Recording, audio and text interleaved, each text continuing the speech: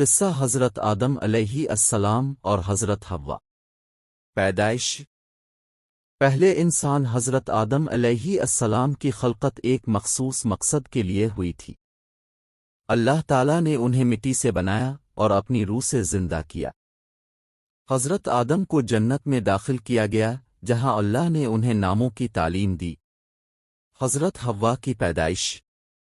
جب حضرت آدم علیہ السلام جنت میں تنہا تھے، اللہ نے ان کی پسلی سے حضرت حوا کو پیدا فرمایا تاکہ وہ ان کا ساتھی بن سکیں اور انہیں تنہائی محسوس نہ ہو۔ جنت سے زمین۔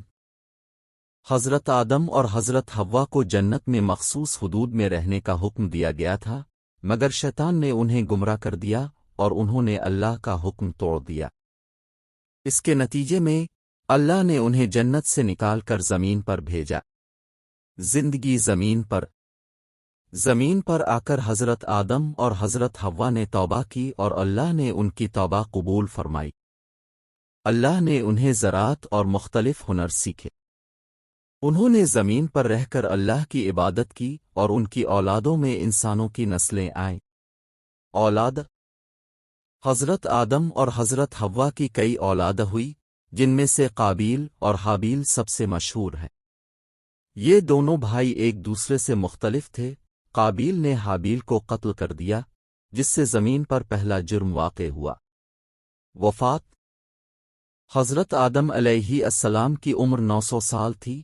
انہوں نے زندگی بھر اللہ کی عبادت کی اور اپنی اولاد کو اللہ کی بندگی کا طریقہ سکھایا۔ آخر کار وہ اللہ کی رضا میں وفات پا گئے۔ خلاصہ۔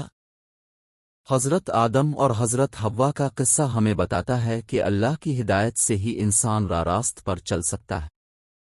ان کی زندگی سے ہمیں صبر، توبہ اور اللہ کی عبادت میں استمرار کے سبق ملتے ہیں۔ حضرت آدم علیہ السلام کے معجزات۔ ایک اسماء کی تعلیم۔ حضرت آدم علیہ السلام کا سب سے بڑا معجزہ یہ تھا کہ اللہ تعالیٰ نے انہیں تمام اشیاء کے ناموں کی تعلیم دی تھی۔ جب فرشتوں سے اللہ نے اشیاء کے نام پوچھے تو وہ نہیں بتا سکے، مگر حضرت آدم علیہ السلام نے تمام اشیاء کے نام بتا دیے۔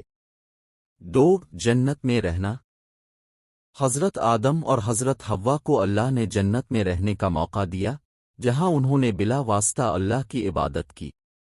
یہ بھی ایک قسم کا معجزہ ہی تھا۔ 3. پہلا وحی کا موصول ہونا۔ حضرت آدم علیہ السلام پہلے نبی تھے اور اللہ تعالیٰ نے ان پر وحی بھیجی۔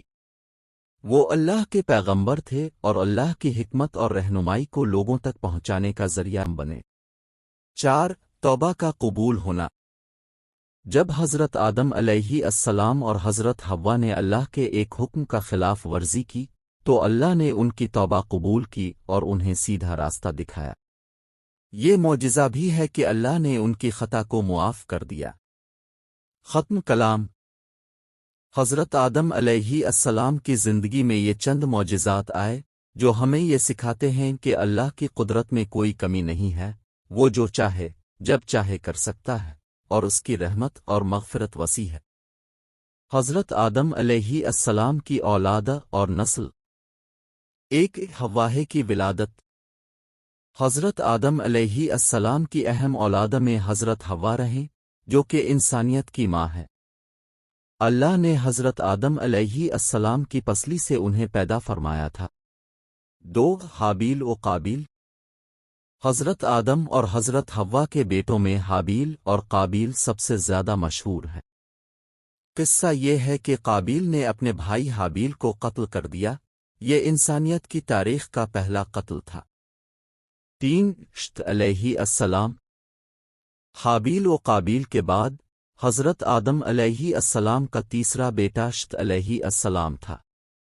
وہ بھی ایک نبی تھے اور اللہ کا پیغام لوگوں تک پہنچ سنبھالا۔ 4. نسل کا توسیع۔ حضرت آدم علیہ السلام اور حضرت حوا کی مکمل اولاد کی تعداد مختلف روایات میں مختلف ہے، لیکن یہ ہے کہ ان کی اولاد نے زمین میں پھیلنا شروع کیا اور مختلف علاقوں میں باسی ہوئی۔ نسل کی ترقی۔ حضرت آدم علیہ السلام کی اولاد اور نسل زمین میں پھیلا ہے اور ان کے بعد کئی انبیاء علیہم السلام آئے جو حضرت آدم علیہ السلام کی نسل سے تھے۔ یہ نسلیں مختلف قوموں میں تقسیم ہوئیں اور اللہ کی ہدایات اور پیغامات لے کر آئیں۔ ختم کلام۔ حضرت آدم علیہ السلام کی نسل سے ہی سارے انبیاء اور رسول آئے اور اللہ کی ہدایت اور رہنمائی کو لوگوں تک پہنچایا۔